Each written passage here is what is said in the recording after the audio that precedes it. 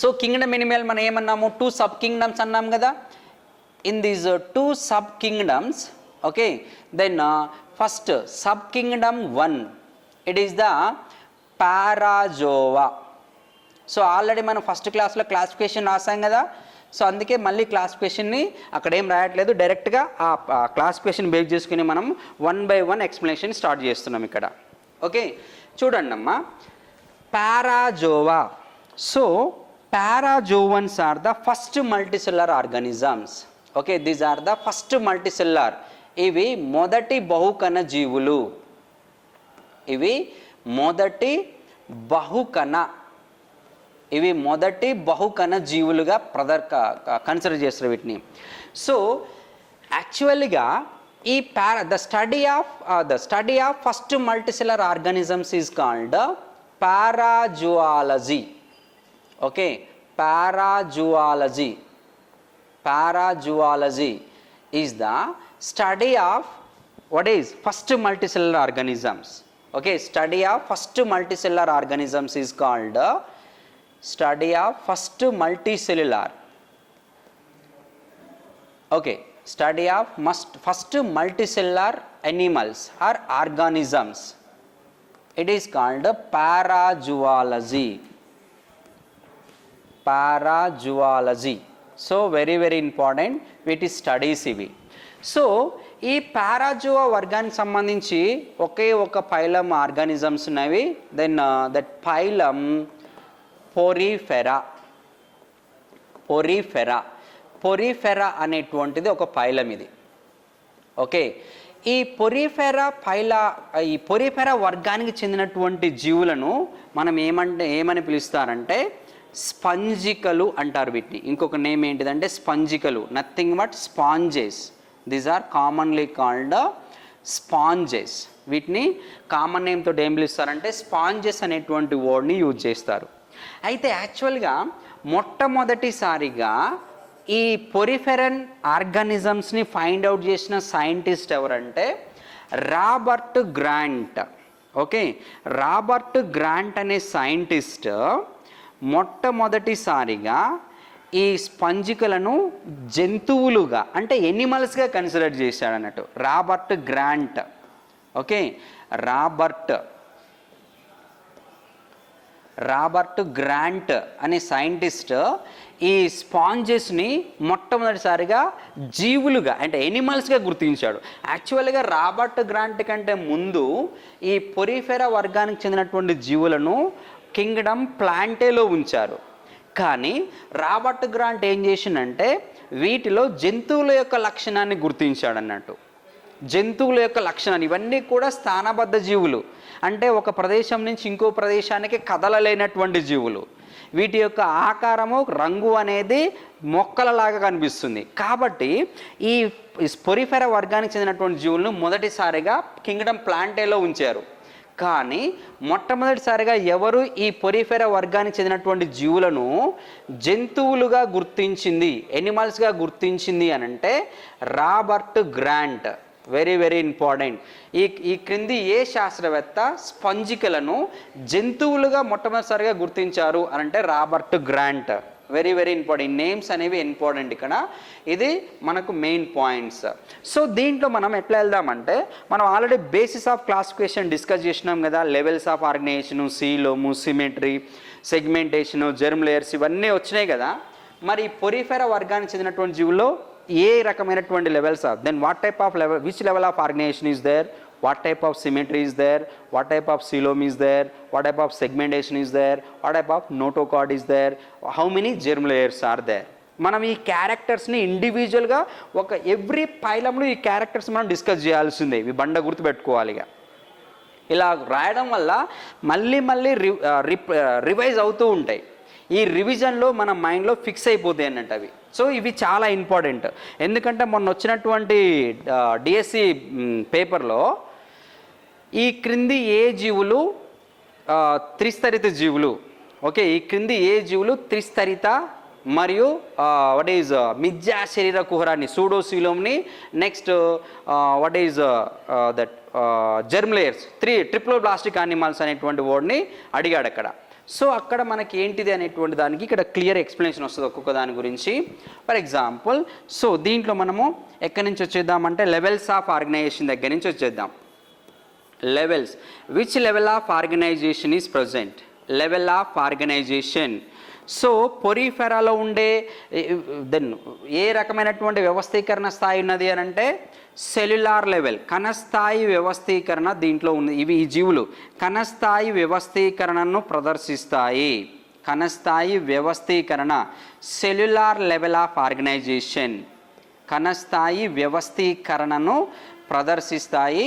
ఇది మనకు cellular level, cellular level of ఆర్గనైజేషన్గా కన్సిడర్ చేస్తారు. ఇది మొదటిది. నెక్స్ట్ సిమెట్రీ, ఏ రకమైనటువంటి సౌష్ఠవాన్ని ప్రదర్శిస్తాయి ఇవి అంటే ఇవి అసౌష్ఠవ జీవులు. అసౌష్ఠవం మీన్స్ ఎసిమెట్రికల్ ఆర్గానిజమ్స్.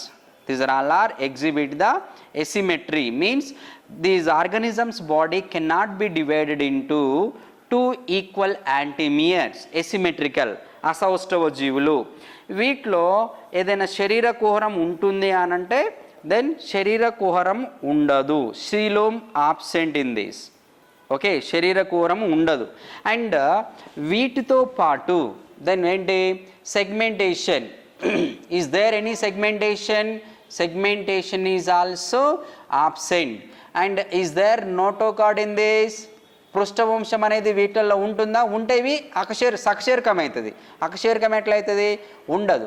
కాబట్టి ఇది అకశేరుకంగా కన్సిడర్ చేస్తారు. పృష్ఠవంశం అనేది ఉండదు. ఇవి బేసిస్ ఆఫ్ క్లాసిఫికేషన్లో. నెక్స్ట్ జర్మ్ లేయర్స్, జననస్థరాలు. వీటిల్లో ఎన్ని జననస్థరాలుగా ఉంటాయి? సో మీరు నాకంటే ముందే మీరు ఆన్సర్ని టైప్ చేయాలి. So how many germ layers are there in the sponges means in this no one germ layers. In these organisms no one germ layers. Okay, జనన స్థరాలు ఉండబడినటువంటి జీవిని గుర్తించండి. లేదా ఈ క్రింది ఏ జీవులలో in which organisms there is no one germ layer. So జనన స్థరాలు లేనటువంటి జీవులు ఏంటి అంటే ఓన్లీ పారాజోవా వర్గానికి చెందినటువంటి జీవులే. మధ్యస్వచం, then there is no ectoderm, there is no mesoderm, there is no endoderm. Okay, బాహ్యస్వచం ఉండదు, మధ్యస్వచం ఉండదు, అంతఃస్వచం ఉండదు. ఈ మూడు జననస్థరాల్లో ఏ ఒక్క జననస్థరం కూడా ఉండనటువంటి జీవులు ఏంటి అంటే కేవలం పొరిఫెరా వర్గానికి చెందినటువంటి జీవులు మాత్రమే. సో ఇవి మనకు. దీని తర్వాత అనాటమికల్ స్టడీస్. అనాటమీ అంటే వీటి సిస్టమ్స్ ఒకసారి డిస్కస్ చేద్దాం. అనాటమీ. సో ఎనాటమీ అంటే మనం టోటల్ సిస్టమ్స్ని డిస్కస్ చేస్తాం. ఇవి బండ గుర్తుపెట్టుకోవాలి. ప్రతి పైలంకి ఈ టైప్ ఆఫ్ వర్డ్స్ వస్తూనే ఉంటాయి. ఇవి ఈజీగా మీ మైండ్లో రివైజ్ అవుతూ ఉండాలి. So first digestive system. Okay, digestion. In these organisms what kind of digestion అంటే ఇక్కడ ఫస్ట్ ఏం రాయాలి? దెర్ ఈజ్ నో గట్ అంటే ఆహార వాహిక అనేది ఉండదు. ఇది first point. Next intracellular digestion is there in this. Intracellular digestion ఉంటుంది దీంట్లో. మీన్స్ అంత కణాంతస్థ జీర్ణక్రియ అంటారు దీన్ని. Okay, intracellular digestion. Intracellular digestion అంటారు వీటిని. ఇంట్రాసెల్యులార్ డైజెషన్ అంటే ఏంటంటే కణానికి అంతర్గతంగా జీర్ణక్రియ జరుగుతుంది. ఇంట్రాసెల్యులార్ కణాంతస్థ జీర్ణక్రియ. కణాంతస్థ జీర్ణక్రియ. ఓకే, కణాంతస్థ జీర్ణక్రియ అనేది దీంట్లో ఉంటుంది. అయితే మీరు ఇక్కడ మనం తెలుసుకోవాల్సిన పాయింట్లు ఏంటంటే డైజెషన్ 2 టైప్స్ ఉంటుంది అబ్బా. ఒకటి internal digestion means extra cellular digestion, intracellular digestion. కణ బాహ్య జీర్ణక్రియ ఉంటుంది, కణాంతస్థ జీర్ణక్రియ ఉంటుంది. ఇప్పుడు ఉదాహరణకు నేను ఒక ఎగ్జాంపుల్ చెప్తాను. ఇది మన దేహంలో ఉండే ఒక కణం అనుకోండి. ఓకే, ఒక జీవి డైరెక్ట్గా కణంలోకి వెళ్ళి ఈ కణం లోపలనే డైజెషన్ అయితే దాన్ని intracellular digestion, inside the cell digestion is takes place. Okay, కణ బాహ్య జీర్ణక్రియ అంటే ఏంటి? ఫర్ ఎగ్జాంపుల్ ఇది స్టమక్ అనుకోండి. ఇప్పుడు ఫుడ్ అనేది ఈ ఆహార వాహిక కుహరంలోకి వస్తుంది కదా, దాన్ని lumen of the elementary canal కదా. ఇప్పుడు ఇవాళ సెల్స్ ఉంటాయి కదా, ఈ సెల్స్ ఇక్కడ ఫుడ్ వచ్చింది ఇక్కడ.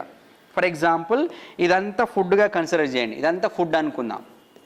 ఓకే, ఈ ఫుడ్ పైన ఏంటి ఇది ఉంది కదా, ఎంజైమ్స్ అనేవి ఫుడ్ పైన డైజెషన్ రిలీజ్ అవుతాయి, స్ప్రెడ్ అయిపోతాయి. సో ఇప్పుడు కణానికి బయట వైపు ఆహారం అనేది జీర్ణం అవుతుంది కాబట్టి దీన్ని కణబాహ్య జీర్ణక్రియగా కన్సిడర్ చేస్తారు. కణబాహ్య జీర్ణక్రియ అండ్ కణాంతస్థ జీర్ణక్రియ. దీన్ని extra cellular digestion, extra means out side. Okay, ఇదేమో ఎక్స్ట్రా సెల్యులార్ డైజెషను అండ్ ఇదేమో ఇంట్రా సెల్యులార్ డైజెషన్. అంటే పొరిఫెరా వర్గానికి చెందినటువంటి జీవులలో కణాంతస్థ జీర్ణక్రియ జరగడానికి కారణం ఏంటంటే ఈ జీవులలో ప్రత్యేకమైనటువంటి జీర్ణనాళం అనేది, ఆహార వాహిక అనేది ఉండదు. కాబట్టి కణం లోపలనే ఆహారం అనేది జీర్ణమవుతుంది. ఇది డైజెషన్కి సంబంధించి. Next respiration. ఈ జీవులలో digestion and respiration and respiration and excretion. Okay, respiration and excretion by simple diffusion. Okay, simple diffusion ప్రాసెస్లో జరుగుతుంది. వ్యాపన పద్ధతి అంటాం కదా, సింపుల్ డిఫ్యూజన్ ప్రాసెస్లో జరుగుతుంది. ఎందుకంటే వీటిలో బహుకణ జీవులు ఉన్నాయి, ఒక కణం కంటే ఎక్కువ కణాలు ఉన్నాయి. కానీ ఒక కణానికి ఇంకో కణానికి మధ్యన సమన్వయం, కోఆర్డినేషన్ అనేది ఉండదు. దానివల్ల పర్టికులర్ సిస్టమ్ అనేది డెవలప్ కాదు. కాబట్టి వీటిలలో డిఫ్యూజన్ అనేది అంటే వ్యాపన పద్ధతి అంటాం కదా, అధిక గాఢత గల ప్రాంతం నుంచి అల్ప గాఢత గల ప్రాంతంలోకి వాయువుల యొక్క వినిమయం. ఓకే, వాయువులకు వినిమయం లేదా ఆహార పదార్థాలకి వినిమయం జరగడాన్ని మనము డిఫ్యూజన్ ప్రాసెస్ అంటాం. ఓకే, ఈ ప్రాసెస్ అనేది ఇది. నెక్స్ట్ పర్టికులర్ సర్క్యులేషన్ ఏంటి, ప్రసరణ వ్యవస్థ అనేది పర్టికులర్గా దీంట్లో మనకు కనపడదు. Circulation is absent. Okay, circulation ఏమవుతుంది ఇక్కడ, ఇందులో సర్క్యులేషన్ అనేది ఉండదు. At the same time neural system is there. Neural system, neurons కూడా ఆబ్సెంట్ దీంట్లో. ఓకే, న్యూరాన్స్ కూడా ఉండవు, న్యూరాన్స్ కూడా ఆబ్సెంట్. ఎందుకంటే న్యూరాన్స్ ఉంటే కోఆర్డినేషన్ అనేది ఉంటుంది. ఓకే, న్యూరాన్స్ ఉంటే కోఆర్డినేషన్ ఉంటుంది ఇక్కడ. సో న్యూరాన్స్ లేదు కాబట్టి కోఆర్డినేషన్ ఉండదు. ఓకే, సో ఇది ఒకటి. నెక్స్ట్ దీంట్లో రిప్రొడక్షన్ గురించి చూద్దాం, ప్రత్యుత్పత్తి గురించి చూద్దాం. Okay, reproduction. సో రైట్, వీటిల్లో ప్రత్యుత్పత్తి అనేది యాక్చువల్గా ఈ జీవులు అన్నీ కూడా మోనీషియస్ ఆర్గానిజమ్స్. ఇవన్నీ కూడా మోనీషియస్, ఉభయలింగ జీవులు అంటారు వీటిని, మోనీషియస్. లేదా ఇంకొక పేరేంటంటే హెర్మాప్రోడైటిక్. మనకు ఎగ్జామ్లలో ఇదే పేరుని ఇంకొక రూపంలో కూడా వేరు పేర్లతో ఇస్తారు. ఇది హెర్మాప్రోడైటిక్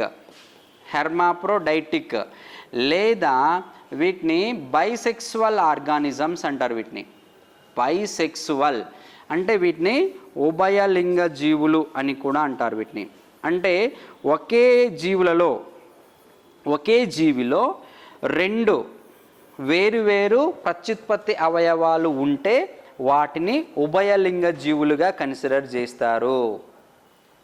ఇప్పుడు ఉదాహరణకి హయ్యర్ వర్టిబ్రేట్లలో హయ్యర్ ఆర్గానిజమ్స్ లైక్ అనెలిడా ఉంది, వానపాము ఉంది. వానపాము యొక్క దేహంలో రెండు డిఫరెంట్ రిప్రొడక్టివ్ ఆర్గాన్స్ ఉంటాయి. అంటే ఒకే జీవిలో స్త్రీ ప్రత్యుత్పత్తి వ్యవస్థ మరియు పురుష ప్రత్యుత్పత్తి వ్యవస్థ అవయవాలు ఉంటాయి. In the single individual, male reproductive organs as well as female reproductive organs. These two different reproductive organs are present in the single individual. That's why these are the monoecious. Mono means single, Echious means within the single individual two different reproductive organs are present. అంటే ఇక్కడ మనకు సింపుల్గా ఇంకా అర్థం కావాలి అంటే ఒకే జీవిలో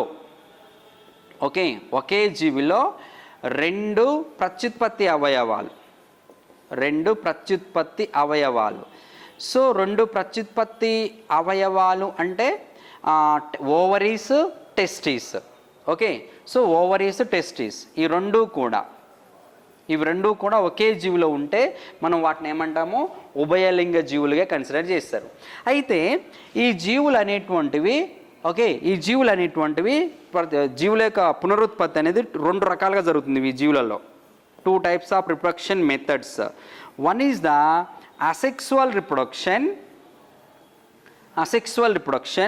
and second one is the sexual reproduction.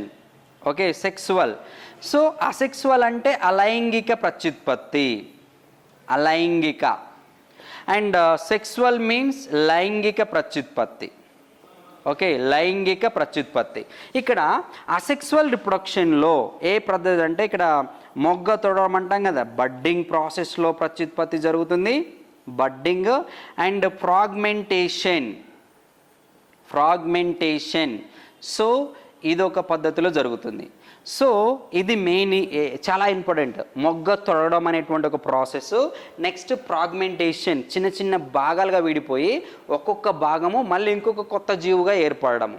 So ఈ రకమైనటువంటి కండిషన్ ఏమంటారంటే సెల్ అగ్రిగేషన్ అంటారు. ఇక్కడ చాలా ఇంపార్టెంట్ పాయింట్ ఉంది. సో సెల్ అగ్రిగేషన్ లేదా కణ సముచ్చయము అంటారు వీటిని. సెల్ అగ్రిగేషన్ లేదా కణ సముచ్చయము అనేటువంటి ఒక ప్రక్రియ జరుగుతుంది. ఇక్కడ చాలా ఇంపార్టెంట్ పాయింట్ ఉంది. కణ సముచ్చయం అంటే ఏంటిది, ఇది ఫస్ట్ ఒక క్వశ్చన్ ఇక్కడ. ఇప్పుడు ఫర్ ఎగ్జాంపుల్ మనం ఒక పొరిఫెరా ఒక స్పాంజిని తీసుకున్నాం. ఆ స్పాంజిని చిన్న చిన్న పీసెస్గా కన్వర్ట్ చేసినాం కదా. మళ్ళీ ఈ చిన్న చిన్న స్పీసెస్ అన్నిటిని మళ్ళీ ఒక దగ్గరికి పెట్టినాం అనుకోండి, ఈ మళ్ళీ ఒక కణం ఇంకో కణంతో ఒకదానికొకటి అటాచ్ అయిపోయి ఒక కొత్త జీవిగా ఏర్పడుతుంది అన్నట్టు. దీన్నే కణ సముచ్చయం అనేటువంటి పేరుతో పిలుస్తారు. దీన్ని ఏమంటారు, కణ సముచ్చయము, సెల్ అగ్రిగేషన్. ఇప్పుడు ఈ జీవిని పీసెస్గా కట్ చేద్దాం, మనం ప్రాక్టికల్గా కూడా చేయొచ్చు అన్నట్టు ఇవి. సో పీసెస్గా కట్ చేసిన తర్వాత మళ్ళీ ఆ డిఫరెంట్ పీసెస్ని ఒక దగ్గర పెట్టేద్దాం. కొంత సమయం తర్వాత ఈ చిన్న చిన్న పీసెస్ అన్నీ కలిసి మళ్ళీ ఇంకొక కొత్త జీవి నిర్మాణాన్ని ఏర్పరుస్తాయి. సో దీన్నే కణ సముచ్చయము. ఈ కణ సముచ్చయం ఉండడానికి మెయిన్ రీజన్ ఏంటంటే high regeneration capacity is there.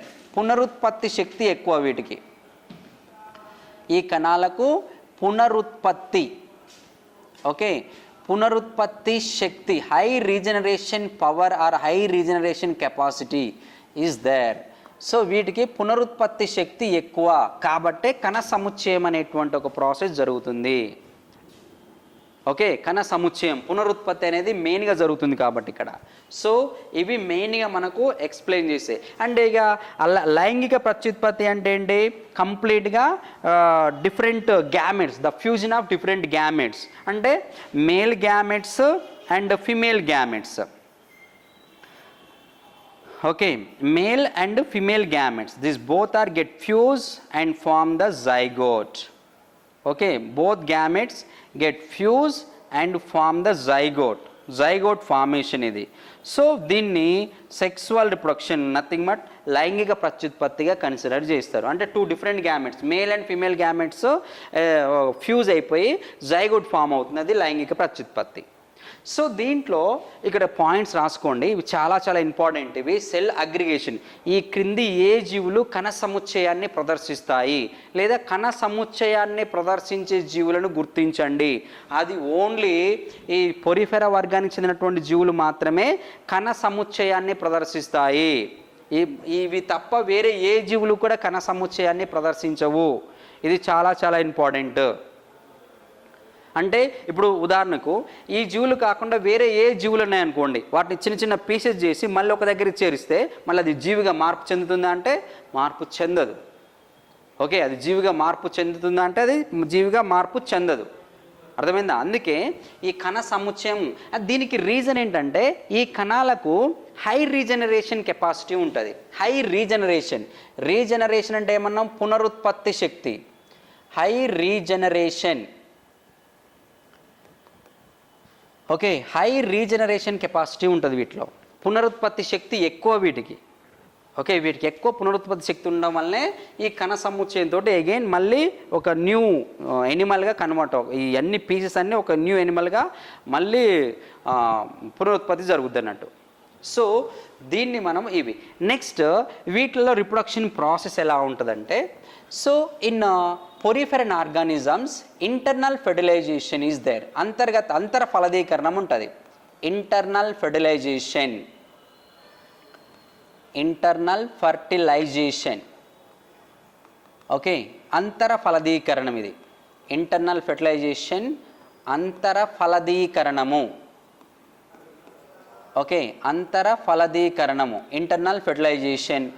Next అంటే జీవి దేహం లోపలనే డిఫరెంట్ గ్యామెట్స్ అనేవి ఫ్యూజ్ అయ్యి జైగోట్ని ఫామ్ చేస్తాయి అన్నట్టు, ఓకే, ఇది ఒకటి. Next indirect development, indirect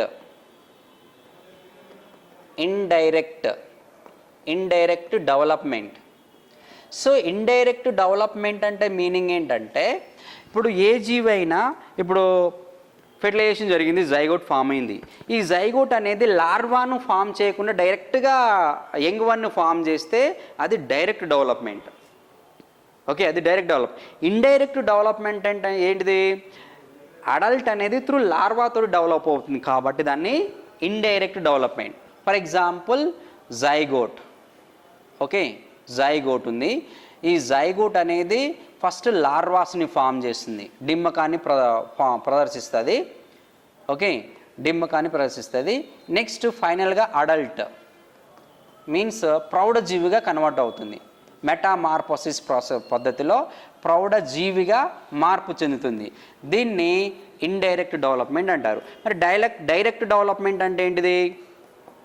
direct development అంటే ఫస్ట్ ఫ్యూజన్ అయిన తర్వాత జైగోట్ ఉంటుంది కదా, ఈ జైగోట్ అనేది డిమ్మకాన్ని ఫామ్ చేయదు, డైరెక్ట్గా ప్రౌఢజీవినే ఫామ్ చేస్తుంది అన్నట్టు. ప్రౌఢజీవిని మీన్స్ అడల్ట్ ఇండివిజువల్నే ఫామ్ చేస్తుంది కాబట్టి ఇది direct development, okay. So indirect development, direct. అయితే ఇక్కడ లార్వాస్ అనేవి కనబడుతున్నాయి కదా, ఇందులో ఉండే లార్వాస్ ఏంటి అంటే 3 టైప్స్ ఆఫ్ లార్వాస్ ఉంటాయి. ఈ లార్వాస్ని మనం షార్ట్ ఫామ్లో మనకి ఈజీగా అర్థం కావడానికి ఏటీపీ లార్వాస్గా అంటారు. పొరిఫెరా వర్గానికి చెందినటువంటి జీవుల్లో ఈ క్రింది ఏ రకమైనటువంటి డిమ్మక దశలు ఉంటాయనంటే 3 రకాల డిమ్మక దశలు ఉంటాయి. ఏంటి ఆ 3 టైప్స్ ఆఫ్ లార్వల్ స్టేజ్ అంటే యాంఫీబ్లాస్టులా ఇదొకటి, అండ్ ట్రైకినెల్లా ఇదొకటి, అండ్ ప్యారెన్కైమెల్లా. సో ఇట్లా ఈ 3 లార్వా దశలు అనేవి ఈ పొరిఫెరా వర్గానికి చెందినటువంటి జీవులు ప్రదర్శిస్తాయి అన్నట్టు. ఏటీపీ ఇది గుర్తుపెట్టుకోండి. మనకు ఎడ్నోసిన్ ట్రైపాస్పేట్ అనేటువంటి వర్డ్ గుర్తుంటుంది కదా మనకు, షార్ట్ ఫామ్ లార్వాస్ నేమ్స్ గుర్తుపెట్టుకోవడానికి. సో ఏటీపీ అది means amphiblastula, trichinella and parenchymella. Indirect ఎందుకంటే లార్వాస్ అనేవి ఫర్ ఎగ్జాంపుల్ మీకు ఇంకా డిఫరెంట్ లార్వాస్ ఉంటే మనకి ఈజీగా అర్థం కావాలంటే బటర్ఫ్లై ఉంది, క్యాటర్పిల్లర్ లార్వా. సో ఇప్పుడు బటర్ఫ్లై ఉంటుంది. సో బటర్ఫ్లై అనేది వాటి గ్యామెట్స్ ఫ్యూజ్ అయిపోయి జైగోట్ ఫామ్ అవుతుంది బటర్ఫ్లైలో, okay. For example butterfly or silk moth ఇవన్నీ కూడా. సో ఈ జైగోట్ అనేది క్యాటర్పిల్లర్ లార్వాగా కన్వర్ట్ అవుతుంది, క్యాటర్పిల్లర్. సో ఈ క్యాటర్పిల్లర్ అనేది మళ్ళీ ఏంటి బటర్ఫ్లైగా లేదా సిల్క్ మాత్గా కన్వర్ట్ కావడం, పట్టుపురుగుగా కన్వర్ట్ అవ్వడం. అంటే ఈ పట్టుపురుగుగా డెవలప్ కావాలంటే ఫస్ట్ ఈ క్యాటర్పిల్లర్ అనే లార్వా స్టేజ్ని దాటుకొని రావాలి. మెటామార్ఫోసిస్ అనేటువంటి ప్రాసెస్ జరుగుతుంది. అంటే లార్వా రూపం అనేది ప్రౌఢ రూపాన్ని సంతరించుకునేటువంటి ప్రాసెస్ని మనం మెటామార్ఫోసిస్ అంటాం. సో ఆ ప్రాసెస్ జరుగుతుంది అన్నట్టు. ఒక బెస్ట్ ఎగ్జాంపుల్ ఈజీగా అర్థం కావడానికి ఒక ఎగ్జాంపుల్ చెప్పాను ఇక్కడ. సో ఇది మనకు దీంట్లో ఇంటర్నల్ అంతర్ఫలదీకరణము, నెక్స్ట్ ఇండైరెక్ట్ డెవలప్మెంట్ ఉంటుంది. త్రూ లార్వల్ స్టేజ్ నుంచి అడల్ట్స్ అనేవి డెవలప్ అవుతాయి కాబట్టి ఇండైరెక్ట్ డెవలప్మెంట్. డైరెక్ట్ అంటే డైరెక్ట్ జైగోట్ టు అడల్టే, there is no larva middle of the stage, okay. ఇది మనకు దీంట్లో ఉండేటువంటివి. అండ్ వీటి తర్వాత మనము దీంట్లో క్లాసిఫికేషన్ ఉంటుంది. సో దీంట్లో క్లాసిఫికేషన్, సో దీని తర్వాత ఈ క్లాసిఫికేషన్ కంటే ముందు దీంట్లో యూనిక్ క్యారెక్టర్ ఉంటుంది. పొరిఫెరా వర్గానికి చెందినటువంటి జీవుల్లో ఒక యూనిక్ క్యారెక్టర్ ఈ వర్గానికి చెందినటువంటి జీవులు మాత్రమే ప్రదర్శిస్తాయి. ఈ క్యారెక్టర్ అనేది వేరే ఏ ఇతర జీవులలో ఉండదు. Unique characters. So unique characters of sponges, okay, unique characters of sponges, right. ఏంటి ఆ యూనిక్ క్యారెక్టర్ అంటే, ఫస్ట్ వాటర్ కెనాల్ సిస్టమ్. ఇది very very important. Water canal system. Okay, water canal system అంటుంది దీన్ని. ఓకే, సో నీటి ప్రసరణ వ్యవస్థగా consider చేస్తారు దీన్ని. వాటర్ కెనాల్ సిస్టమ్ నీటి ప్రసరణ వ్యవస్థగా కన్సిడర్ చేస్తారు. ఈ వాటర్ కెనాల్ సిస్టమ్ యొక్క ఫంక్షన్ ఏంటిది, అలా ఎలా ఏర్పడుతుంది అనేది ఒక ఎగ్జాంపుల్గా తీసుకుందాము.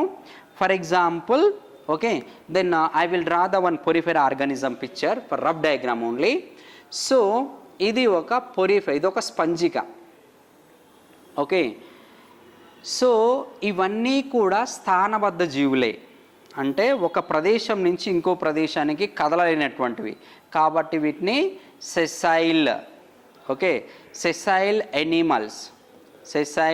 ఎనిమల్స్ లేదా స్థానబద్ధ జీవులు. కదలలేనటువంటి జీవులను స్థానబద్ధ జీవులుగా కన్సిడర్ చేస్తారు. సో ఈ స్ట్రక్చర్ తోటే ఇవి దాని యొక్క ఆధారానికి అంటిపెట్టుకొని ఉంటాయి. ఓకే, వీటి యొక్క ఆధారానికి అంటిపెట్టుకొని ఉంటాయి అన్నట్టు, ఆధారానికి అంటిపెట్టుకొని ఉంటాయి. సో ఇప్పుడు వీటి యొక్క దేహానికి ఒక పెద్ద ఓపెనింగ్ ఉంటుంది, దాన్ని ఆస్క్యులం, దీన్ని ఆస్క్యులం అంటారు, దీన్ని osculum. Okay, osculum English also it is. Okay, so next దీని దేహం అనేది 2 పొరల చేత ఏర్పడుతుంది. ఒకటి బాహ్యంగా ఉంటుంది, ఇంకొకటి అంతర్గతంగా ఇలా. ఓకే, ఇలా 2 పొరలతోటి 2 లేయర్స్ ఉంటాయి అన్నట్టు. సో ఈ 2 లేయర్స్లో అవుటర్ లేయర్ని ఏమంటారంటే పినాకోడర్మ్ అంటారు దీన్ని, పినాకోడర్మ్. ఓకే, దీన్ని ఏమంటారంటే పినాకోడర్మ్. అండ్ ఇంటర్ లేయర్ని కొయానోడర్మ్, ఇన్సైడ్గా ఉన్నటువంటి లేయర్ని కొయానోడర్మ్, దీన్ని కొయానోడర్మ్గా కన్సిడర్ చేస్తారు. సో యాక్చువల్గా దీంట్లో ఉండేటువంటి ఈ అవుటర్ లేయర్ పినాకోడర్మ్, కొయానోడర్మ్ ఇట్లా చిన్న చిన్న కణాల చేత ఏర్పడుతుంది.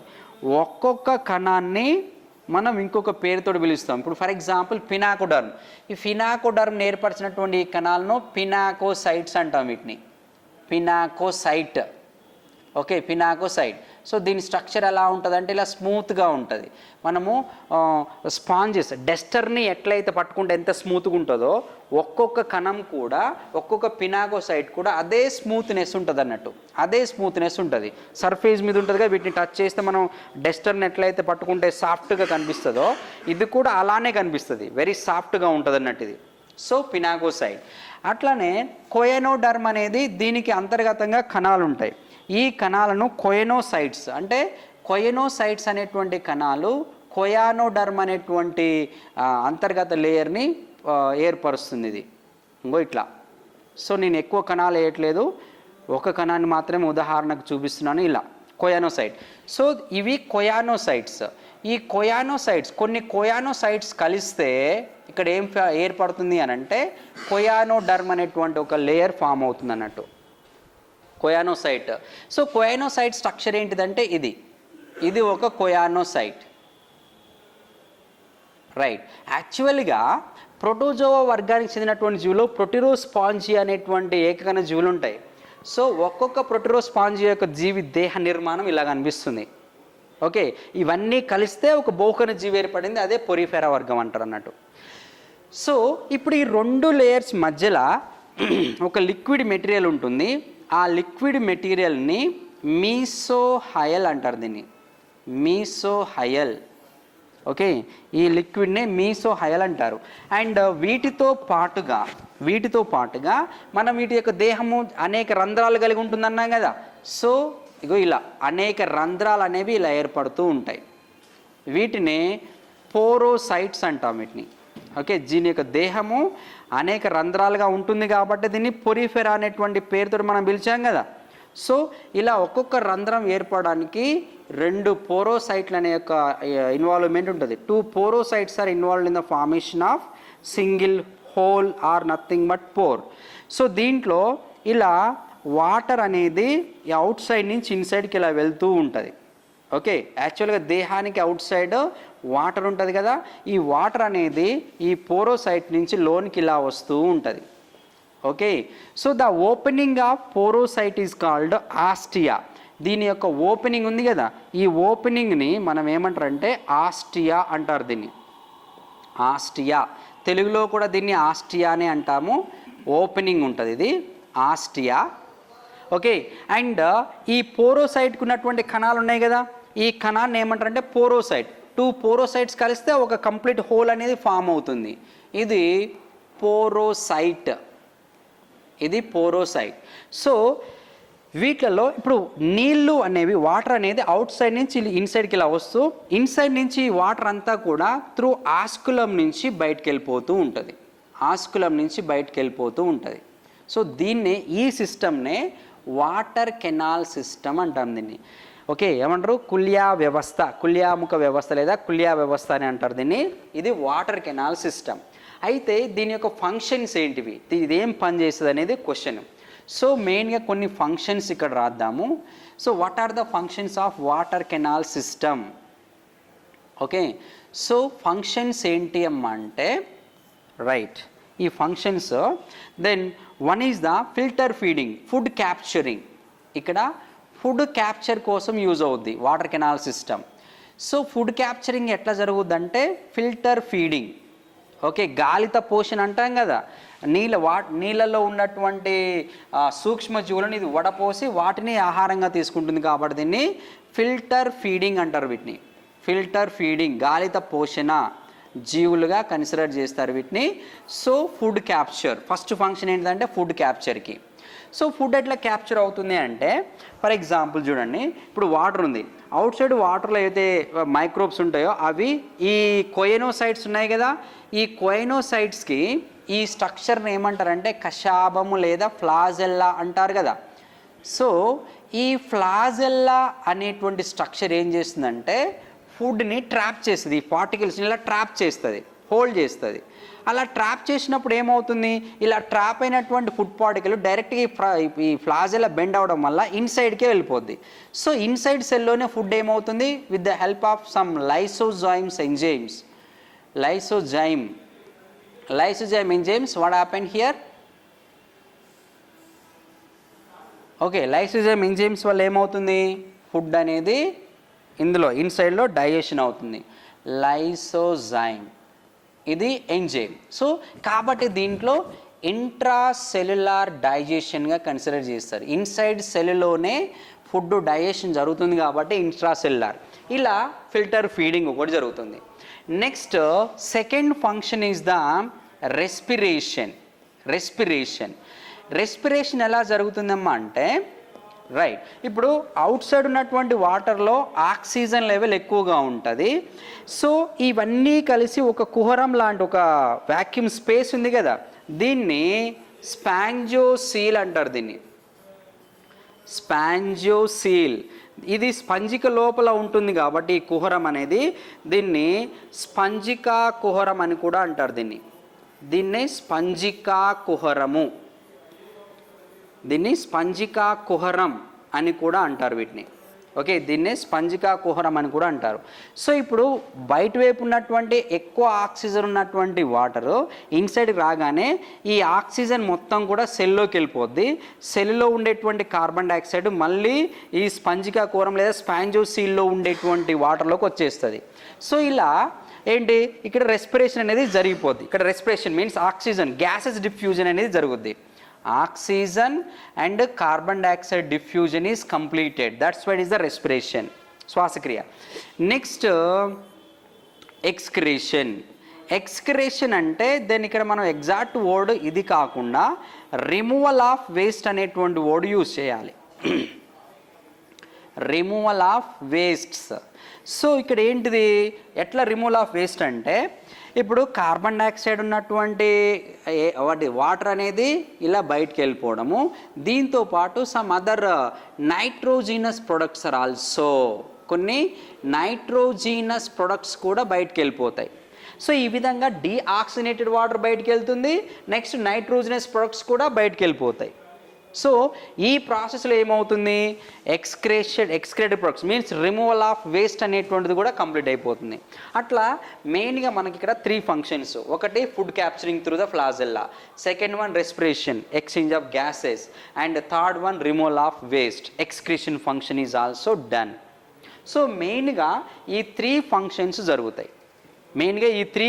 జరుగుతాయి. క్లియరా? సో ఒకసారి రాసుకోండి జస్ట్ ఫాస్ట్, వెరీ ఇంపార్టెంట్.